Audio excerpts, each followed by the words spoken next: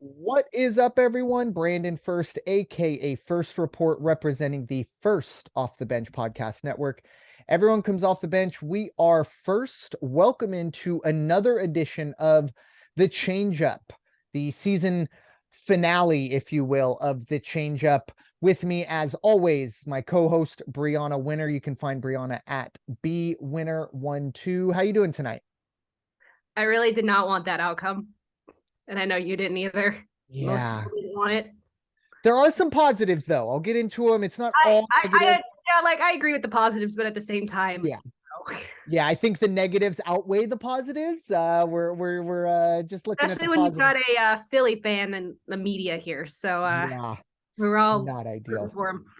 Yeah, Philly fans are not the best with that was a rough day. I think they lost the MLS Cup, and it's not on the same level in terms of fandom, but still they lost the MLS Cup that day and then ended up losing the World Series that night as well. But as of right now, Philly still has an 8-0 football team in 3 hours. Hopefully it'll get to 9-0, but It better stay. I picked them. It better there you stay. go. Well, that's the goal at least. But time to look back at the World Series. We are going to give some some awards predictions, and we do expect at some point during this podcast the National League Rookie of the Year will be announced. So we'll talk about that as well.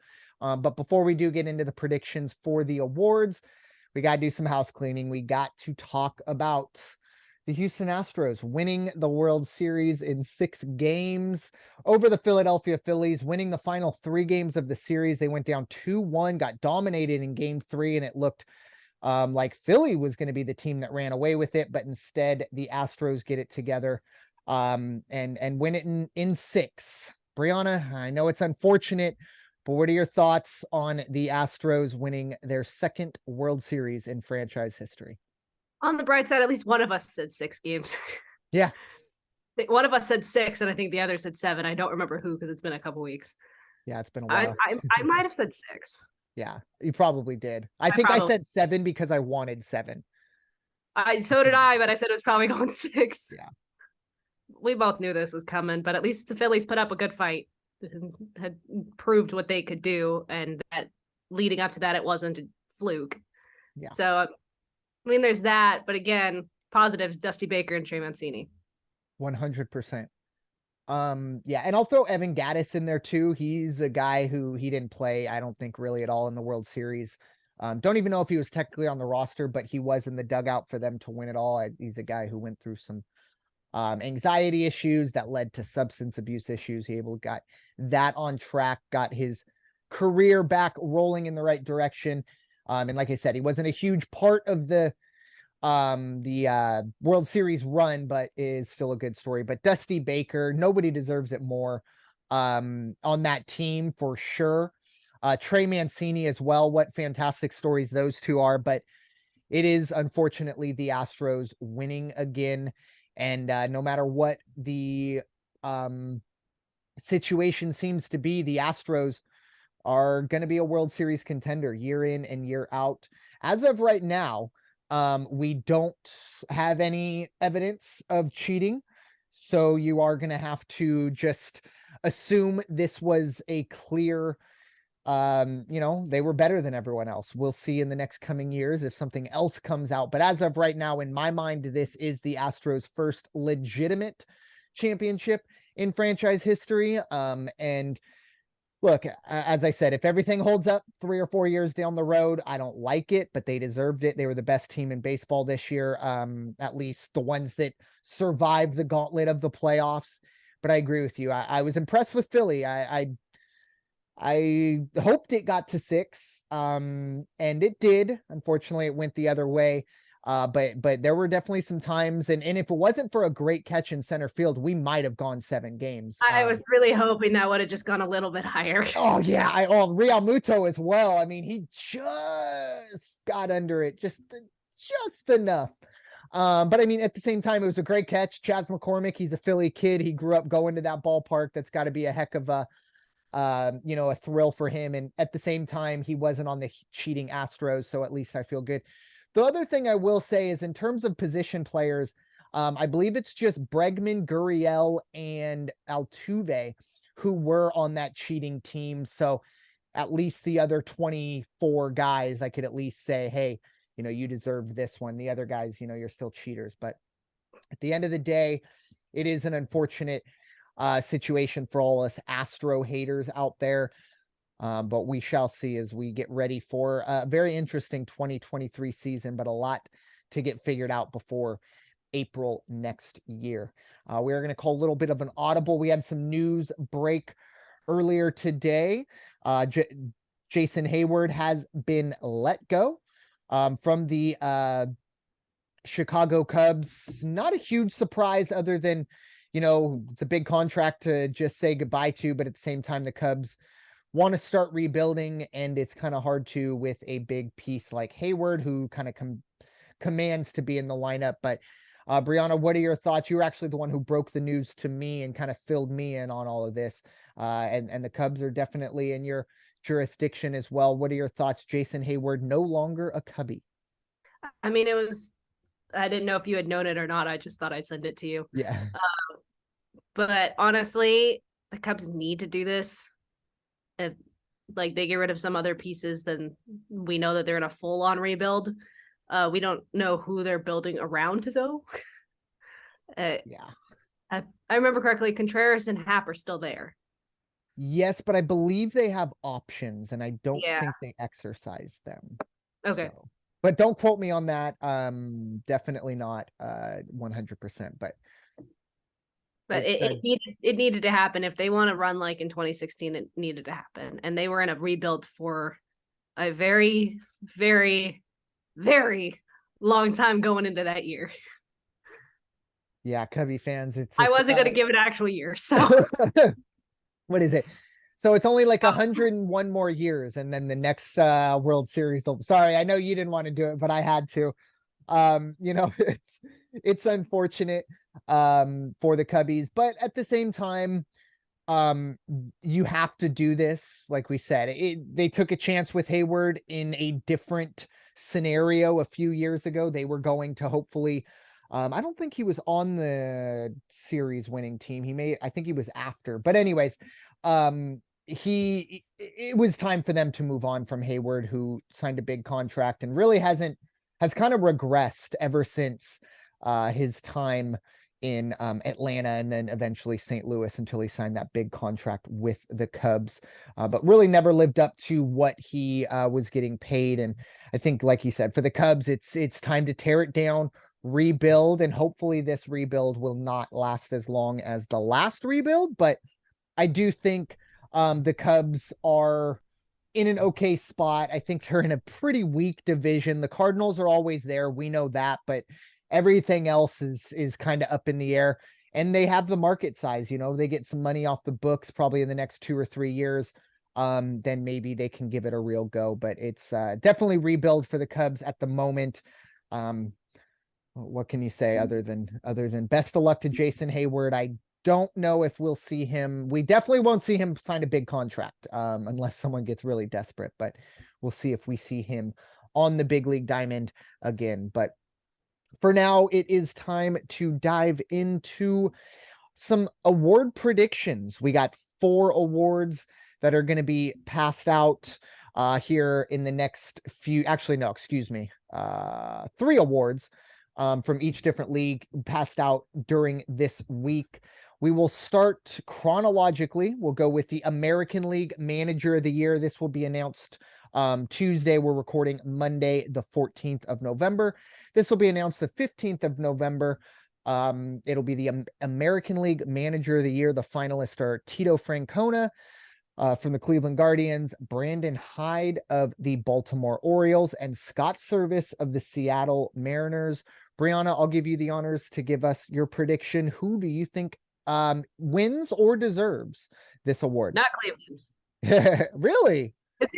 The only reason I'm saying this is because of the fact of what Baltimore and Seattle did this year. Yes, okay. Baltimore flipping sucks, but they still did better than what most people predicted, and they were actually in a wild card chase for quite a while. Meanwhile, the Mariners actually made it into a wild card and then just got very unlucky with who they had to play. Stupid Astros. And look, that 18 inning game though. Oh, yeah, that was big. So that's why I'm saying it's not going to be Francona, just because of what Baltimore and Seattle were able to do this year. And I'm sure you can agree with that. I think it would probably go more to Seattle than Baltimore though. Because at Yeah, least I would. I actually, I am going to go Tito Francona. I think he took a team that, I mean, if it wasn't for Jose Ramirez signing that big contract at the beginning of the year, their payroll would have been maybe the lowest outside of Oakland, and we all know what was going on in Oakland this year.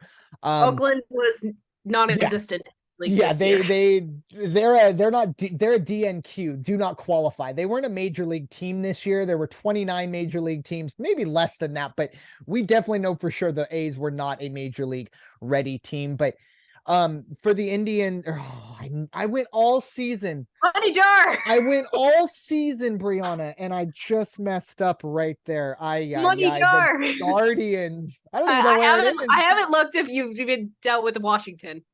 No, you know what? No, we Oh. haven't. It's not fresh enough. Or if anything, I'm going to say the football team. You know what I mean? But yeah, I went all season without calling them. Anyways, the Guardians. Some money in the jar now. I know. Well, there's a quarter. It's the only one this year. We've done very, very well. But no, I just think the Guardians, they outperformed a lot of people's expectations. I think everyone expected the White Sox to win that division. Obviously, that didn't come to pass. And I think most people's second pick would have been the Twins. And then, of course, you get to the Guardians, and not only were the Guardians a playoff team, but they pushed the Yankees to 5 games. I know, there's not a ton of moral victories in baseball, but I would put Service at 2 and Hyde at 3, just because of what they accomplished. Obviously, the Orioles story was fantastic. But at the same time, I think we're all just kind of hoping this is the beginning for Baltimore. I think they have a lot of young talent that can maybe start building, and they definitely said they're going to be active in the free agent market. But we shall see tomorrow who Major League Baseball deems the best, the manager of the year for the American League. So switching sides, it'll be the National League manager of the year. We have Dave Roberts, the Los Angeles Dodgers, Buck Showalter of the New York Mets, and Brian Snitker of the Atlanta Braves. This is very, very interesting for me because we're talking about 6 managers who are up for manager of the year, and not a single one reached the league championship series. You don't see that very often. And when you look at the National League side of things, if you look at the regular season, wow, it's hard to kind of separate these 3. But if you look at the postseason, it's similarly hard to separate these 3 because they were so good in the regular season and they underachieved and, choked in some situations for a lot of these. Begrudgingly, just because I have to make a pick, I'd say it's Dave Roberts. I gotta say it. I know. I'm sorry. Dave Roberts, they won 111 games. I was really hoping you would Showalter. No, well, Showalter, I cannot pick a manager for manager of the year who had a 12-game lead at the All-Star break. Okay, that's fair. I can't, no disrespect to Buck, but I mean, especially when the other manager you would talk about besides Dave Roberts would be the guy who caught him. So I'd go Roberts 1, Snitker 2, Showalter 3, but I'm going to sound incredibly biased, but I think either Bob Melvin or Rob Thompson, who took over a team that was 12 games under 500 and won a pennant with them, and he's not even a finalist for manager of the year. I think that's wrong.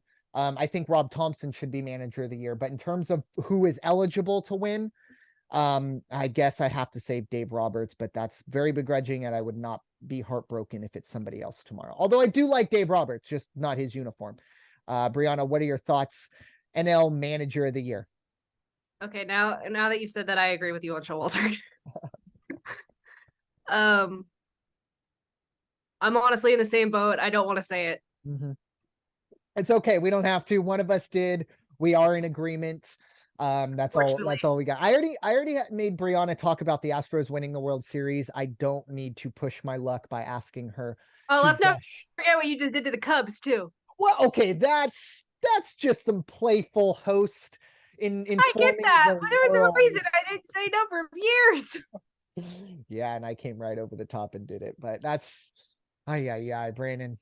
I'll work on that. But anyways, moving on to the American League Cy Young. This will be announced Wednesday, the 16th of November. We'll start with Dylan Cease, the Chicago White Sox, Alek Manoah of the Toronto Blue Jays, and Justin Verlander, 49 and a half years old? Not really, but a great year for him. He is a Cy Young finalist. I'll take first on this one so we could switch up. Bryanna doesn't have to go first on all the American leagues. For me, I think this is very, very close. All three of these pitchers had fantastic years. I'm probably biased because Dylan Cease was on my fantasy team and carried me as far as he could. And that was nice, but I hate to say it, but I gotta say, I think it's Justin Verlander. You and me both. Yeah, it sucks. I hate to say it, but at the same time, I can't really hate too much on the Astros pitchers. They weren't a part of the cheating scandal, or at least that we know of. I don't know. But I think, Verlander, I think, was out that year. Yeah, you're right. Toward that end of the year, he was out with injury, so he wouldn't have had any part in it anyway. Yeah. I think it's just we all get kind of caught up with the Astros hate of things, but we talked, I mean, maybe one of our first podcasts we ever did, and it was kind of talking about, will we ever see Justin Verlander pitch again? Since then, he came back even better. I think he wins the Cy Young. I think I like Manoah to get number 2 and Cease number 3.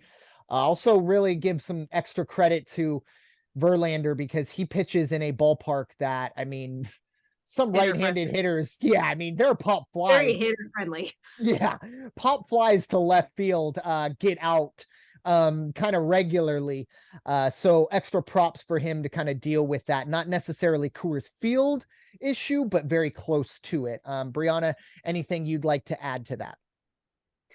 I mean, considering what he's done since he came back from Tommy John surgery, obviously we got to commend him for it. He hadn't gotten a World Series win until that day. Yeah. So honestly, I think he deserves it, whether I hate the Astros or not. Yeah, I think he's a bona fide Hall of Famer, first ballot. He's one of the best that ever did it. And I don't see him stopping anytime soon. I don't think we're asking the question to Justin Verlander as, was that it? I think he'll be back for at least one more year, but moving on. Unless he does Tom Brady and retires and then comes back less than like 3 months later. Well, I mean, you know what? I'm not going to say what I was thinking. Anyways, I'm going to move on. I thought about it, and the guy upstairs said, you know what, Brandon? You don't need to say it. Anyways, moving on. I think everybody knows it. I mean, the National League side of things, at least Cy Young wise, we have Sandy Alcantara.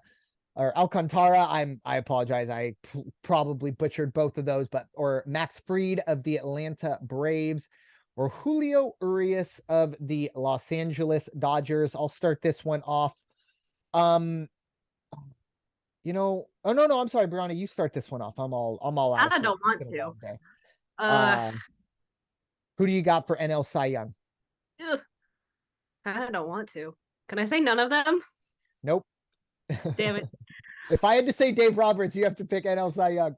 I would have said Dave Roberts anyway. Oh, okay, fair enough. Oh, which was unfortunate for the both of us. I can go first on this one. And I want to say Fried, but I really, really want to say Fried. But yeah. I think it might be Urias. I think it might be Julio. Yeah, I think it's going to be between Julio and Alcantara. Alcantara, I think overall, he was a guy who came in 6 innings, 3 earned runs or less every single time out. The Padres faced Alcantara twice this year. He dominated both times, so I'm a little biased on that. He is just a complete pitcher. Unfortunately, he's in Miami, and there's like 17 people that are aware of the Marlins existence, unfortunately. So I would probably have to say Julio Urias, just because he's in a much bigger market, a lot of more eyeballs on him. But I do hope that Sandy Alcantara does win this award. So moving on to the MVP side of things, we'll be looking at the American League first. This will be announced Thursday, the 17th of November. First, it'll be Yordan Alvarez of the Houston Astros, Aaron Judge of the New York Yankees, and the greatest baseball player I have ever seen play, Shohei Ohtani of the Los Angeles Angels of Anaheim. Bryanna, I'm going to give you the honors first because Shohei is in your area. What are your thoughts? I think it's really between two guys. Congratulations, Yordan. You had a great season, but it's a 2-horse race. So yeah, who you got winning the American League MVP? Well, first, meanwhile, they still haven't announced it. Unbelievable. And I'm getting annoyed. Unbelievable. Is every time I look down, I'm trying to like find if I could try to watch it just to we have it immediately, or just to find anything, and they still haven't put it up. It's rude. It is very rude. You say a certain time, you better do it at that certain time. 90 minutes after the time they said they were going to announce the National League Rookie of the Year, and they still haven't announced it. Look, as much as I love Shohei, I think Aaron Judge did. Yes, Shohei is one of a kind because he can play on both sides, pitcher and hitting. But Aaron Judge broke a lot of records, and he did a lot. And I think it's gonna be going, no matter how much I want it to go to Judge. Yeah, this is a 2-part question. I love Ohtani, but I do not think it's going to Ohtani. Yeah, this is for me a 2-part question. Who deserves to win it and who is going to win it? Because Ohtani. Those are two different people. Aaron Judge has had a fantastic season, a record-breaking season. But how many pitching wins did he get? How many strikeouts did he accumulate? I mean, that's what we get to when we start, because I feel like when we look at MVP, it's never talked about enough, but you have to look at the name of it, and it's most valuable player. And I'll say this right now, Barry Bonds, take Barry Bonds' best season, whether it was 2001 or 2002, in that area, take his best season, and I'm still taking Shohei Ohtani over Barry Bonds because he's doing things that nobody else can do. Now, I understand, because I've said it's almost not fair. You have to come up with another award for Shohei, or he'll win it for the next Babe Ruth Award. Babe Ruth Award. Yeah, exactly. Something like a But I think in order to do that, you need more people. Exactly. That's the thing. Because he's the only one eligible. And I do expect it to be Aaron Judge. And it's not that he's not deserving of it, but I just think Ohtani deserves it more. And he put together another fantastic season. I feel like once a month we were getting a first player since 1873 and, Bugsy Small Pants. At least until the All-Star break. Yeah, everything. I mean, he did everything this year for them. Now, always in the MVP conversation is what did the team do, whether that's right or wrong. Sometimes even when McGuire and Sosa were going after the record, and this is what comes back for me. Mark McGuire broke Roger Maris's record back in 1998. Sammy Sosa won MVP. So while I understand it's great to break records, but there's a precedent shown that if someone deserves it more on a better team, I don't know. It's tough. Aaron Judge is going to win it. I think we all expect that. But I think Shohei deserves it more, period. And it's not because anything Aaron Judge did. It's just because of what Shohei does extra. I mean, talk to any boss and they say that if this person can do that really well, and this person can do that really well, and that really well, I guarantee you, I could tell you who he would say, or who they would say is more valuable. Just my thought on that one. But moving on to another MVP conversation that I'm going to disagree with the winner, but it's the NL side of things. Nolan Arenado and Paul Goldschmidt, both of the St. Louis Cardinals, are up for the award. as is Manny Machado. Now, once again, if we look at the award, the most valuable player, there is no doubt in my mind that Manny Machado was the most valuable player to the San Diego Padres. Padres do not make the playoffs without Manny Machado. Can the Cardinals make the playoffs without either Nolan Arenado or Paul Goldschmidt? I say yes. I say they have out one or both. No, just one. Not no. If they take both out, yeah, but I'm just saying for this discussion, if you take one of those two out and the other guy is still there with Molina and Pujols and Wainwright and Flaherty, they still probably make the playoffs. I mean, that division probably doesn't help either. But like I said, the Padres don't make the playoffs.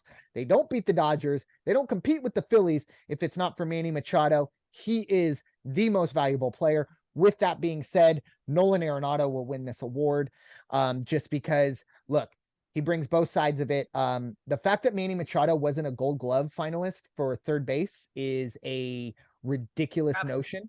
I'm not saying that he would have won it over Arenado, but how Juan Soto gets a Gold Glove finalist award, but Manny Machado doesn't. Anyways, but my point being, I think when you're splitting the Goldschmidt versus Arenado, I think Arenado does a lot more defensively than Goldschmidt does. So I'm going to give the nod to Arenado because unfortunately, I don't think the baseball writers are going to give it to Manny Machado for, maybe his past or this or that, but I hope I'm wrong. But who will win it? Arenado. Who deserves it? Machado. Bryanna, what are your thoughts? NL MVP. No matter what, Goldschmidt's not in this. Fair enough. No matter what, he's not in this because first baseman, yes, you can have like amazing picks. Yes, they can't do anything without you. Like, especially if it's an errant throw, but at the same time, you can't do as much as Machado or Arenado. Honestly, I'd have to agree. It should go to Machado, but I think it's going to go to Arenado. And if Arenado was still on the Rockies, this would not be a conversation. Yeah, he wouldn't even be listed. But at the same time, I don't know if they need to come out with like a most outstanding offensive player or like most outstanding player versus a most valuable player. Cause like I said, the way I read this award, I think I'm going to disagree with both the AL and NL picks, but no announcement yet, huh, Bryanna?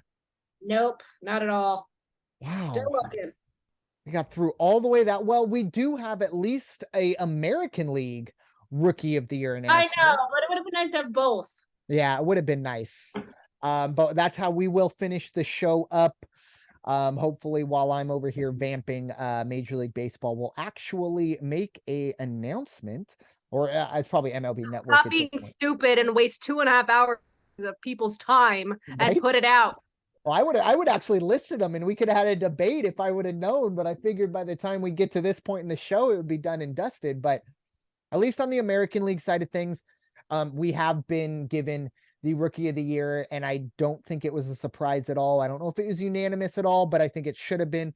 There was one first place vote going to Adley, and then the rest all went to Julio. Gotcha.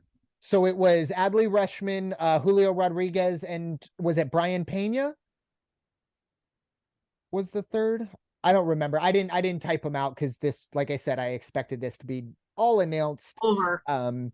But anyways, it does go to Julio Rodriguez. Not unanimous, but sounds like Adley got one first place vote, which I don't know. I guess someone in Baltimore really wanted him. What's that? Stephen Kwan got third. Oh, thank you. Stephen Kwan of the Guardians, who good Jeremy Pena is in there though. Yeah, okay. I just figured because I think he was the first rookie to win Gold Glove ever at shortstop. So that's something to keep an eye on.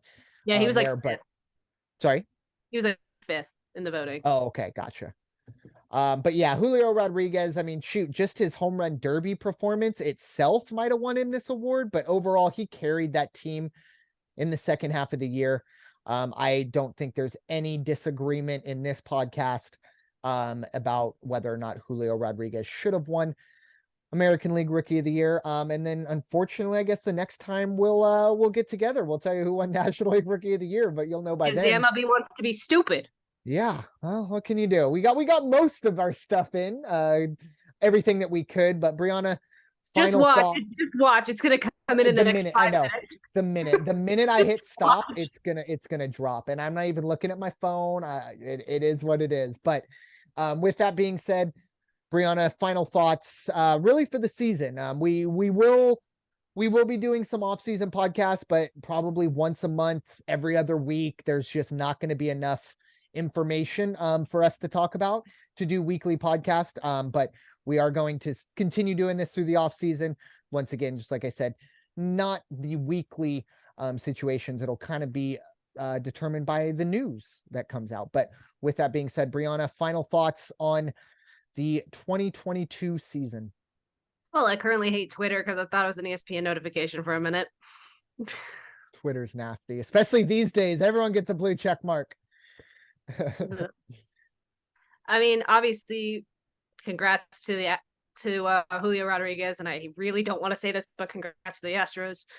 I mean, it is what it is. Phillies put up a hell of a fight, though, and I guess we'll see what happens next year and who leaves their teams and who stays. Yeah, it's going to be a very, very interesting offseason. We talked about, I mean, this is going to be maybe since Barry Bonds, and I could be wrong. Feel free to fact check me on this, anyone out there. But I feel like this is going to be the first time we'll see an offseason where a reigning MVP is a free agent. And I think we're going to see the best pitcher in all of baseball a free agent, or at least at one time was Jacob deGrom. He's had some injury issues. Still looks really good. I would love to have him in the brown and yellow, but for me, final thoughts on this season for the Padres. Look, I've been a Padre fan since 92, essentially since I could read, since I could talk. And this is the second best season the Padres have ever had. 1998 obviously was the best, getting to the World Series, but this was right there, beating the Dodgers, having Petco Park just absolutely packed to the brim, and seeing the Padres go out and get a guy like Juan Soto, Brandon Drury, Josh Bell, really go for it. And it didn't pay off in the end, but I've been a fan long enough to remember the times where the trade deadline was, the question is, who were we going to trade away? And now it's kind of shifting in, who are we going to bring in? And that's really exciting for me as a Padre fan. So I'm looking forward to 2023, mainly just for baseball, because I'm a baseball fan first and foremost, but definitely see how the Padres rebound after one of their best seasons in franchise history. But with that, thank you all so much for listening to this edition of the Changeup presented by the First Off the Bench Podcast Network. Everyone comes off the bench. We are first. And yes, that was me looking at my phone to see if MLB announced it, but no, they still have not. So with that, it's time for y'all to go wash your hands and stop hating everybody. We'll talk to you all very soon. Take care.